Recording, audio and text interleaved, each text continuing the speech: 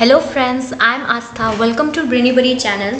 Today we'll discuss some English concepts and then questions. और ये हमारे English concepts की 6th सीरीज़ है. इसमें हम वर्ब के बारे में डिस्कस करेंगे. ओके इसमें बहुत ही इंपॉर्टेंट और सिलेक्टेड रूल्स हैं. Okay rules of verb.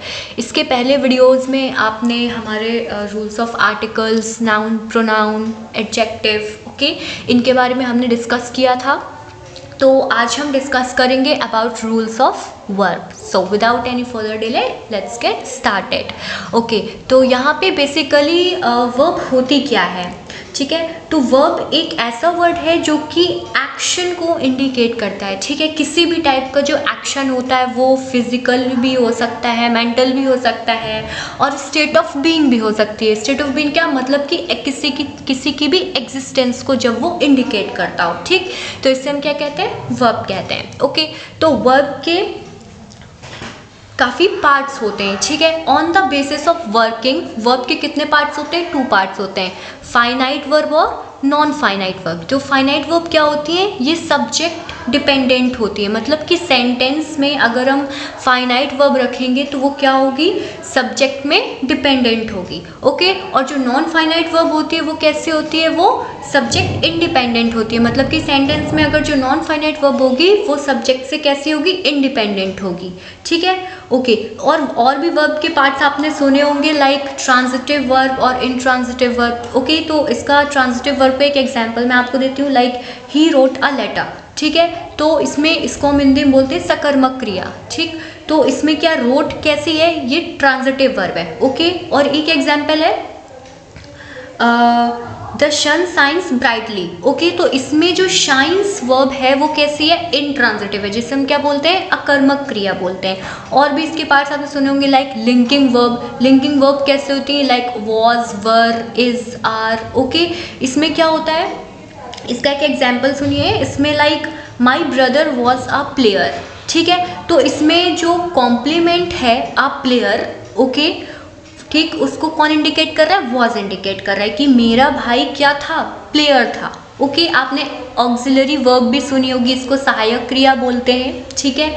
तो वर्ब के काफ़ी टाइप्स होते हैं, ठीक. बट यहाँ पे मेनली हमें किनके बारे में पढ़ना है, फाइनाइट वर्ब और नॉन फाइनाइट वर्ब, ठीक. तो नॉन फाइनाइट वर्ब जो होती है अगेन ये डिवाइड होती है कितने पार्ट्स में, पार्टिसिपल, इन्फिनेटिव और जीरेंट. ओके तो जो पार्टिसिपल होती है बेसिकली जो 3 चीज़ें होती हैं, पार्टिसिपल, इन्फिनेटिव और जीरेंट. जो नॉन फाइनाइट वर्ब होती है इसको हम डबल पार्ट ऑफ स्पीच भी बोलते हैं. क्या बोलते हैं, डबल पार्ट ऑफ स्पीच. क्यों, क्योंकि ये 2 काम करती है. लाइक पार्टिसिपल है वो क्या, वर्ब प्लस एडजेक्टिव का काम करती है. मतलब कि वो वर्ब की तरह भी सेंटेंस में काम करेगी और किसकी तरह काम करेगी, एडजेक्टिव की तरह. ओके और जो अगेन पार्टिसिपल होती है वो कितने टाइप्स की होती है, 3 टाइप्स की, प्रेजेंट पार्टिसिपल, पास्ट पार्टिसिपल और परफेक्ट पार्टिसिपल. ओके ठीक है. तो जो प्रेजेंट पार्टिसिपल होती है वो कैसे बनती है, वर्ब की फर्स्ट फॉर्म में आईएनजी लगाकर. ओके इसका for example like running water is fresh. Okay बहता हुआ पानी कैसा है, ताजा है, ठीक. तो इसमें जो वाटर है वो कैसा है, रनिंग है. तो ये वर्ब भी है और किसका काम कर रहा है, एडजेक्टिव का काम भी कर रहा है. मतलब कि वाटर की विशेषता भी बता रहा है, वो कैसी है कि वो रनिंग है, ठीक है. और रनिंग एज अ वर्ब भी काम कर रहा है. तो running water is what, fresh, ठीक. इसका एक और एग्जाम्पल है like turning to the left you will find the house. Okay तो इसमें टर्निंग क्या है, इसमें हम वर्ब की फर्स्ट फॉर्म में क्या ऐड कर रहे हैं, आईएनजी ऐड कर रहे हैं.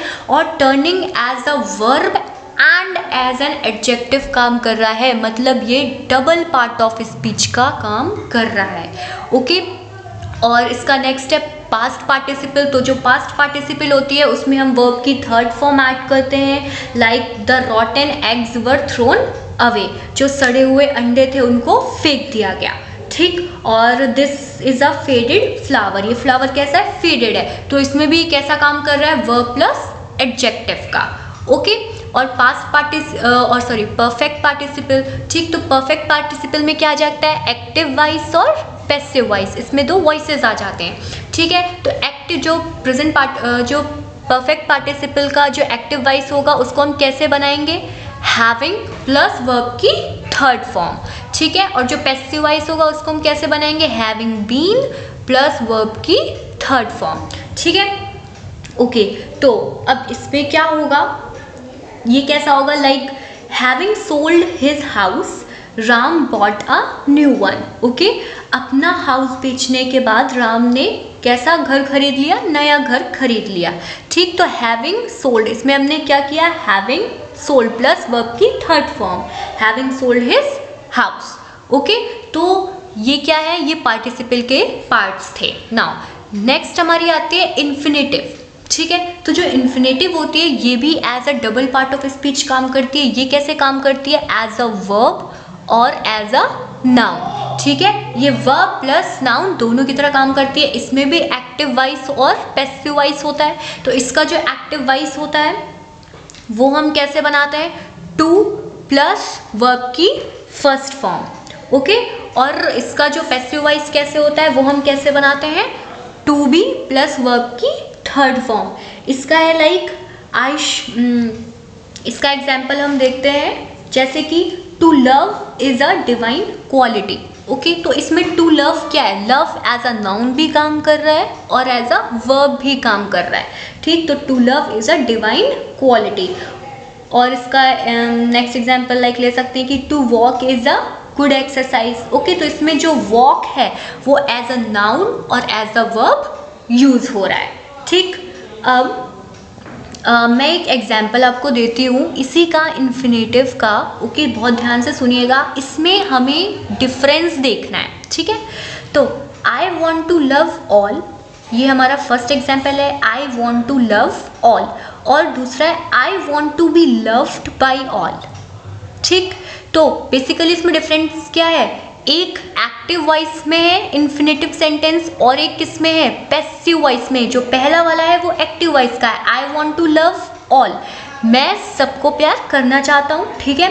और नेक्स्ट क्या है, I want to be loved by all, मैं सबके द्वारा प्यार चाहता हूँ, ठीक। तो इसमें सेंटेंस का क्या हो गया, पूरा का पूरा सेंस चेंज हुआ है। ओके, तो यहाँ पे हम इन्फिनेटिव के सेंटेंस और उसका यूज इस तरह करते हैं।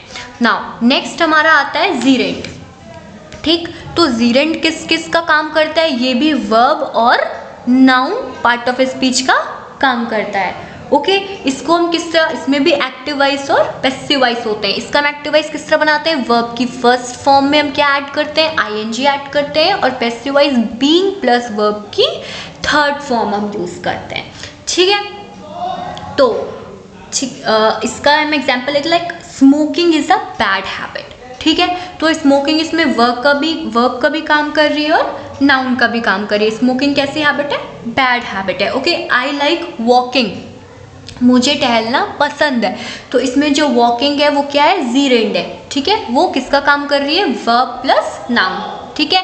क्योंकि ये सारी जो तीनों फॉर्म्स हैं वर्ब की, ये डबल पार्ट ऑफ स्पीच का काम करती हैं, डेट इज़ वाई इनको हम डबल पार्ट ऑफ स्पीच बोलते हैं। ओके, नाउ तो हमें ये समझ में आया। अब हम बढ़ते हैं हमारे रूल्स की तरफ। ओके, तो हमारा रूल 1 है, क्या है, plural form of verb is used when two singular nouns are joined by and in a sentence. Okay, तो ये क्या है कि वर्ब की हम कौन सी फॉर्म यूज़ करेंगे, प्लूरल फॉर्म यूज़ करेंगे जब जो दो सिंगुलर नाउन है वो किससे जुड़ेंगे, एंड से जुड़ेंगे। अगर किसी सेंटेंस में, इसका एग्जाम्पल देखते हैं लाइक कल्लू एंड लल्लू, ठीक है, Kallu and Lallu are coming, ठीक। तो ये किससे जुड़े हुए हैं, दो सिंगुलर नाउन है। ओके, कल्लू भी सिंगुलर नाउन है, लल्लू भी सिंगुलर नाउन है, ठीक है। ये किससे जुड़ा हुआ है, एंड से जुड़ा हुआ है, ठीक। इसीलिए इसमें हम कैसी वर्ब यूज़ करेंगे, आर, ठीक। कौन सी यूज़ करेंगे, आर, प्लूरल फॉर्म यूज़ करेंगे। Okay, now let's move to our next rule, that is singular form of verb will be used when the two nouns represent the same thing in a sentence. Okay, जो verb की singular form है हम उसे तब use करेंगे जब किसी भी सेंटेंस में दो नाउन दिए गए हैं और वो एक ही चीज़ को रिप्रेजेंट कर रहे हैं। कैसे, इसका एग्जाम्पल देखते हैं, rice and milk is my favourite dish. Okay, जो राइस है और मिल्क है ये दो नाउन है, ठीक है, ये क्या रिप्रेजेंट कर रहे हैं, एक ही डिश को रिप्रेजेंट कर रहे हैं, यानी कि फेवरेट डिश, इसलिए हम इसमें कैसी वर्ब का फॉर्म लेंगे, सिंगुलर फॉर्म लेंगे। ओके, तो rice and milk is my favourite dish. Now दूसरे रूल में चलते हैं, वो है if two nouns in a sentence having words each and every before them, singular form of verb is used। Okay, अगर किसी सेंटेंस में, ठीक है, each और every वर्ड लगा हुआ है नाउन के पहले, ठीक है, नाउन के पहले किसी भी सेंटेंस में ईच और एवरी वर्ड लगा हुआ है, तो वहाँ पर हमारी जो वर्ब आती है वो कैसी आती है, सिंगुलर आती है, ना कि प्लूरल आती है। बहुत सिंपल रूल है। ओके, इसका एग्जांपल है like every girl and every boy is ready. ठीक है, तो यहाँ पे गर्ल के पहले क्या आया, एवरी आया, ठीक है, और बॉय के पहले भी क्या आया, एवरी आया। तो यहाँ पे जो हम फॉर्म लेंगे वर्ब क्यों कैसी लेंगे, सिंगुलर लेंगे। Okay, now let's move to our next rule, that is when two subjects are joined with these words. Okay, कुछ वर्ड्स हैं, अगर दो सब्जेक्ट्स इन वर्ड के द्वारा जुड़े होते हैं सेंटेंस में, then the verb is kept always according to the first subject in the sentence। Okay, तो जो verb होती है वो जो पहले आता है सब्जेक्ट, ओके, उसके हिसाब से हम सेंटेंस में रखते हैं। वो वर्ड्स कौन कौन से होते हैं, as well as, with, besides, together. ठीक, तो ये और भी वर्ड्स होते हैं, बस इतने ही नहीं होते हैं। ओके, जब आप जितनी ज़्यादा प्रैक्टिस करेंगे, प्रैक्टिस बेस्ड सेक्शन होता है ये, ओके, कॉम्पिटिटिव एग्जाम्स के लिए। ठीक, तो इसका हम एक एग्जाम्पल लेते हैं, like Kallu as well as his parents is coming. ठीक, तो कल्लू, ठीक, तो कल्लू क्या है, इसमें फर्स्ट सब्जेक्ट है, as well as his parents. ठीक, तो इसमें जो दो सब्जेक्ट्स हैं वो किससे जुड़े हुए हैं, एज वेल एज से जुड़े हुए हैं। ठीक, तो जो यहाँ पर वर्ब आएगी वो किसके बेसिस पे आएगी, कल्लू के बेस पे, मतलब कि फर्स्ट सब्जेक्ट के अकॉर्डिंग आएगी, और फर्स्ट सब्जेक्ट कैसा है, सिंगुलर है, इसलिए वर्ब भी कैसी है, यहाँ पे इज, सिंगुलर है, ना कि पेरेंट्स की वजह से प्लूरल। ठीक, तो ये बहुत ही सिंपल रूल है जो कि हमें याद रखना है। Okay, let's move to our next rule, which is when two nouns and pronouns are joined with not only but also, then the verb is kept according to the subject of but also in a sentence। okay, अगर कोई nouns और pronouns किससे जुड़े हुए हैं, not only but also से जुड़े हुए हैं, ठीक है, सेंटेंस में, तो हम जो verb हमारी आती है वो कैसी आती है, but also के subject के अकॉर्डिंग। ठीक, जो बट ऑल्सो का सब्जेक्ट होगा उसके अकॉर्डिंग सेंटेंस में हम अपनी वर्ब को पुट करते हैं। इसका एग्जाम्पल है like not only Kallu but also his friends are dishonest. Okay, Kallu ही नहीं बल्कि उसके दोस्त भी क्या है, डिसऑनेस्ट हैं। ठीक, तो यहाँ पे कल्लू क्या है, कल्लू यहाँ पे पहला नाउन है और फ्रेंड यहाँ पे उसके दूसरे नाउन है। ठीक, तो यहाँ पर क्या हो रहा है, यहाँ पे जो वर्ब आ रही है वो किसके अकॉर्डिंग आ रही है, बट ऑल्सो के सब्जेक्ट में। ओके, नॉट ओनली का सब्जेक्ट क्या है, कल्लू, और बट ऑल्सो के सब्जेक्ट क्या है, फ्रेंड्स। ओके, इसीलिए यहाँ पे कैसी है, प्लूरल है, फ्रेंड्स क्या है, प्लूरल है। ठीक, तो not only Kallu but also his friends are dishonest. Okay, now अब हम रूल्स ऑफ टेंसेस पढ़ेंगे। ओके, वर्ब में हमने टेंसेस भी पढ़े हुए हैं, ये बहुत यूज़ होते हैं और ये बहुत ही इंपॉर्टेंट रूल्स हैं, सिलेक्टेड हैं।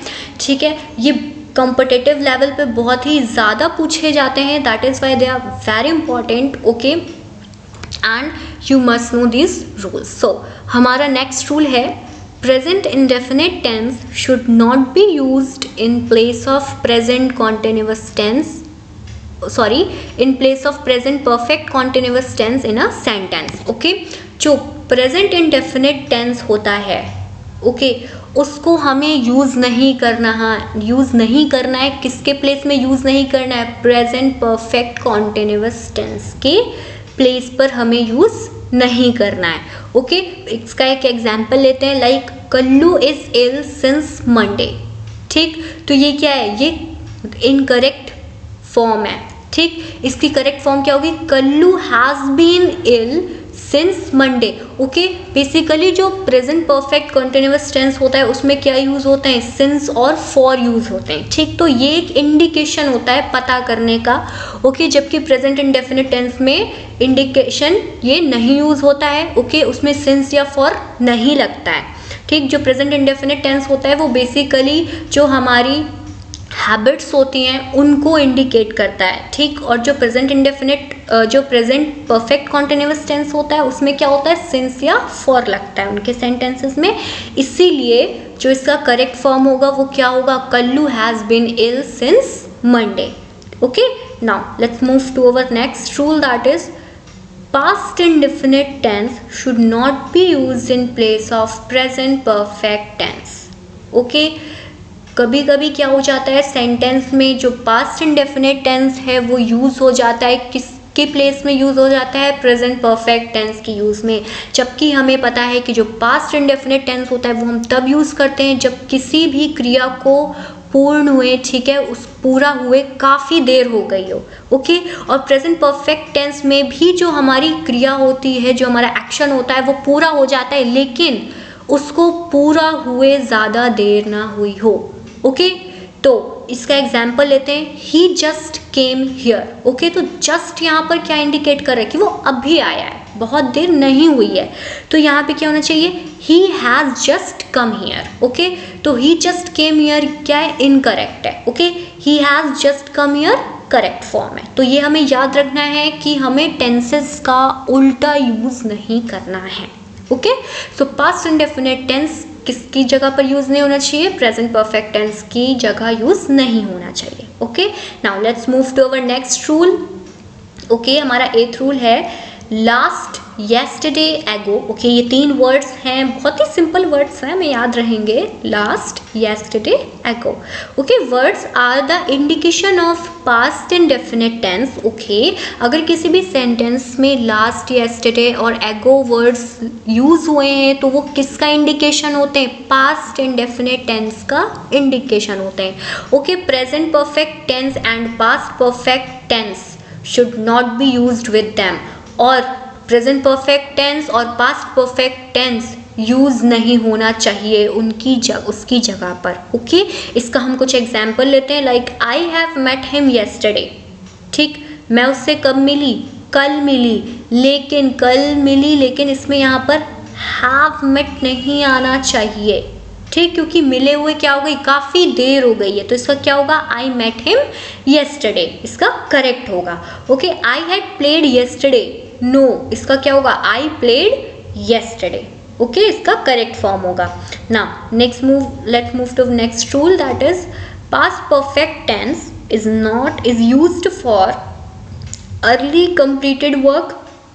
Okay, and past indefinite tense is used for secondly completed work in a same sentence. Basically इसका मतलब ये है कि एक सेंटेंस में अगर 2 क्रियाएं पूरी होती हुई हमें दिख रही हैं, ठीक है, तो जो क्रिया पहले कंप्लीट होगी, ओके, जो हमें पहली पूरी होती हुई दिखेगी उसको हम किस सेंटेंस में रखेंगे, पास्ट परफेक्ट टेंस में रखेंगे, और जो बाद में कंप्लीट हुई है क्रिया उसे हम किस टेंस में रखेंगे, पास्ट इंडेफिनिट टेंस में रखेंगे। ये बहुत ही सिंपल है।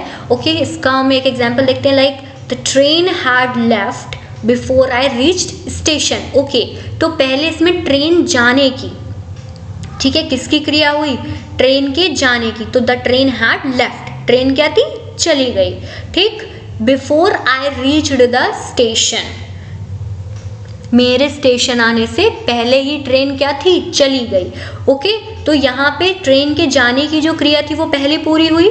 ठीक, तो इसको हमने किससे बनाया, पास्ट परफेक्ट टेंस से, हैड लेफ्ट। ओके, और मेरे आने की क्रिया ये क्या थी, ये बाद में कंप्लीट हुई, इसको हमने किससे बनाया, पास्ट इंडेफिनिट से बनाया। ठीक है, I reached a station. Okay, now काफी सिंपल था ये। Now let's move to our next rule, that is if principal clause is in present and future tense. Okay, अगर जो हमारा प्रिंसिपल क्लॉज होता है वो किससे है, प्रेजेंट में है और या फिर फ्यूचर टेंस में है, तो जो सब ऑर्डिनेट क्लॉज होता है can be in any tense. ये बेसिकली आपने सुना होगा डायरेक्ट एंड डायरेक्ट के रूल हैं, ओके, ये हमको याद रखने हैं। उसमें प्रिंसिपल क्लॉज होता है, देन कॉमा के बाद वाला जो सेंटेंस होता है वो सब ऑर्डिनेट होता है, कॉमा के पहले वाला क्या होता है, मतलब कि जो उसको जोड़ता है कंजक्शन के पहले वाला, हम उसे क्या बोलते हैं, प्रिंसिपल क्लॉज बोलते हैं। इसको हम नॉर्मली ऐसे याद रख सकते हैं, ठीक है। तो इसका हम एक एग्जांपल लेते हैं, Ram says that his brother is lazy, ठीक है। तो ये क्या था हमारा, ये हमारा प्रिंसिपल क्लॉज है, ओके, ये बीच में कंजक्शन यूज हुआ है, ठीक है। और ये क्या है हमारा, ये सबऑर्डिनेट है, ठीक है। तो प्रिंसिपल क्लॉज हमारा किस में, प्रेजेंट या फ्यूचर में अगर हो, ठीक है, तो ये हमारा प्रेजेंट में है, तो जो सबऑर्डिनेट क्लॉज है वो किसी भी टेंस में हो सकता है। तो हाँ, ये हमारा किसी भी टेंस में। तो Ram says that his brother is lazy, Ram कहता है कि उसका भाई कैसा है, आलसी है, ओके। तो ये हमें याद रखना है। Now let's move to our second next rule, that is if principal clause is in past tense, okay, अगर जो हमारा प्रिंसिपल क्लॉज है वो कौन से टेंस में है, पास्ट टेंस में है, तो जो हमारा सब ऑर्डिनेट होगा वो किस में होना चाहिए, पास्ट टेंस में ही होना चाहिए, ओके, किस में होना चाहिए, पास्ट टेंस में होना चाहिए, ओके। इसका एग्जाम्पल हम देखते हैं, एग्जाम्पल क्या है, एग्जाम्पल है लाइक हमारा Ram said that his brother was lazy, okay. तो ये हमारा क्या है, ठीक है, ये हमारा क्या है, Ram said that his brother was lazy, Ram ने कहा, क्या कहा कि उसका भाई कैसा है, आलसी है, ओके। नाउ ठीक, तो और देन क्या है, Kallu said that he could, Kallu said that he could do it, okay. Kallu ने कहा, क्या कहा कि वो ये कर सकता है, ठीक है। तो यहाँ पर क्या होगा, यहाँ पर जो हमारा प्रिंसिपल क्लॉज है वो पास्ट टेंस में है और जो हमारा सबऑर्डिनेट है वो भी पास्ट में, okay. Now let's move to our next rule, okay. तो जो हमारा नेक्स्ट रूल है वो क्या है, if subordinate clause is any universal truth, okay. तो जो हमारा सबऑर्डिनेट क्लॉज है वो अगर यूनिवर्सल ट्रूथ है, it is kept in a present tense, okay, उसे हम किस में रखते हैं, प्रेजेंट टेंस में रखते हैं। फॉर एग्जाम्पल देख लेते हैं, Ram said that earth moves round the sun, Ram ने कहा, बताया कि जो अर्थ है वो कैसे मूव करती है, राउंड द सन, ओके। तो ये क्या, ये यूनिवर्सल ट्रूथ है, इसे आप चेंज नहीं कर सकते, इसीलिए ये कैसा रहेगा, प्रेजेंट टेंस में रहेगा, ओके। नाउ हमारा नेक्स्ट रूल है, if subordinate clause is single interrogative, okay, जो हमारा सबऑर्डिनेट क्लॉज है वो कैसा है, सिंगल इंट्रोगेटिव है, देन प्रिंसिपल क्लॉज, तो हम कैसे रखेंगे, प्रिंसिपल क्लॉज प्लस क्या, इफ या whether plus affirmative sentence use करेंगे, okay. For example, Ram asked that was she ill, okay. तो ये क्या है, इनकरेक्ट है, क्यों, क्योंकि हमारा जो इंट्रोगेटिव, जो हमारा सबऑर्डिनेट क्लॉज है वो कैसा, इंट्रोगेटिव है, ठीक है। तो हमें कैसे बनाना है, प्रिंसिपल क्लॉज और इफ या वेदर का यूज करना है, देन अफर्मेटिव सेंटेंस होगा पूरा। तो इसका करेक्ट फॉर्म क्या होगा, Ram asked if she was ill, ठीक है, राम ने पूछा अगर वो क्या हो, बीमार, ठीक। तो ये इसका करेक्ट फॉर्म होगा। नाउ अब यहाँ पर हम कंडीशनल सेंटेंसेस देखेंगे, ठीक है। तो जो हमारे कंडीशनल सेंटेंस होते हैं ये 3 टाइप्स के होते हैं, इन्हें हम शर्त सूचक वाक्य भी बोलते हैं, क्या बोलते हैं, शर्त सूचक वाक्य, ठीक। तो बेसिकली ये 3 टाइप्स के होते हैं, कौन कौन से, zero conditional sentences, okay, generally हम इसे जनरल कंडीशनल सेंटेंस भी बोलते हैं, लाइक इफ या प्रेजेंट इंडेफिनिट टेंस, ओके। हम इसे कैसे बनाते हैं, इसके सेंटेंस को, if plus present indefinite tense. For example, if you go out in the sun you will fail, okay. अगर तुम धूप में जाओगे तो तुम क्या बन जाओगे, बीमार पड़ जाओगे, okay, you will fall ill, ठीक। तो ये क्या है, ये एक नॉर्मल कंडीशन है कि अगर तुम सन में जाओगे तो बीमार पड़ जाओगे, ठीक है। और हमें ये याद रखना है इस सेंटेंस में कि अगर इफ का यूज हो रहा है तो यहाँ पे देन नहीं आएगा, यहाँ पर क्या आएगा, कॉमा आएगा, ओके। नाउ सेकेंड है हमारा फर्स्ट कंडीशनल, इसको हम इम्पॉसिबल इमेजिनेशन भी बोलते हैं, ठीक है। और इसमें ये कैसे बनता है, इफ प्लस पास्ट इंडेफिनिट, ठीक है, वर्ब का यूज होता है। फिर कॉमा के बाद सब्जेक्ट प्लस वुड या शुड, ओके, प्लस वर्ब की फर्स्ट फॉर्म यूज करते हैं। इसका मैं एग्जांपल देख लेते हैं। If I were a king, अगर मैं राजा होता, I would appoint you my minister, मैं तुमको अपना मिनिस्टर अपॉइंट करता। तो ये कैसा है, इम्पॉसिबल इमेजिनेशन है, ओके। ये कैसी इमेजिनेशन है, इम्पॉसिबल इमेजिनेशन है, ठीक है। तो इसमें हम कैसे बनाते हैं, इफ और पास्ट इंडेफिनिट, ठीक, देन सब्जेक्ट, देन वुड या should, then first form, okay. हमारा लास्ट कंडीशनल सेंटेंस है जो होता है वो अनफुलफिल्ड डिजायर का होता है। इसको हम कैसे बनाते हैं, if plus past perfect plus subject plus would have या और उसकी थर्ड फॉर्म और बाकी के जो वर्ड्स होते हैं हम उनको रख देते हैं, ओके। इसका एग्जाम्पल है, if you had studied you would have pass the exam, ठीक, ओके। तो अगर सॉरी यहाँ पे पास्ड होगा, मे बी यहाँ पे राइटिंग एरर होगा, ठीक है। तो यू वुड हैव पास्ड होगा, ठीक है। तो अगर तुमने पढ़ा होता तो तुम पास हो गए होते, ठीक। तो ये कैसा है, अनफुलफिल्ड डिजायर है, ठीक है। If you had come earlier I would have given you money, ठीक, ओके। तो यहाँ से ये हमारी कंडीशनल सेंटेंसेस पूरे हो जाते हैं। आई होप, और ये हमारी सीरीज ख़त्म हो जाती है यहाँ से। आई होप आपको ये पसंद आई होगी, ये बहुत ही इंपॉर्टेंट है, ओके। हमारे जो कॉम्पिटिटिव एग्ज़ाम्स हैं, जितने भी कॉम्पिटिटिव एग्ज़ाम्स हैं जिसमें कि इंग्लिश सेक्शन होता है और उनमें स्पॉटिंग द एरर होता है, उनमें हमें रूल्स पता होना बहुत इंपॉर्टेंट होता है, क्योंकि हमें उनकी ग्रामर एरर निकालनी होती है। इसके लिए हमें सारे पार्ट ऑफ स्पीच के रूल्स पता होने चाहिए, ओके। और ये आपके NDA, CDS, UP SET, AFCAT, ये सारे एग्जाम्स के लिए बहुत ही इंपॉर्टेंट रूल्स हैं, ओके। तो प्लीज़ इसको शेयर कीजिए, लाइक एंड सब्सक्राइब। थैंक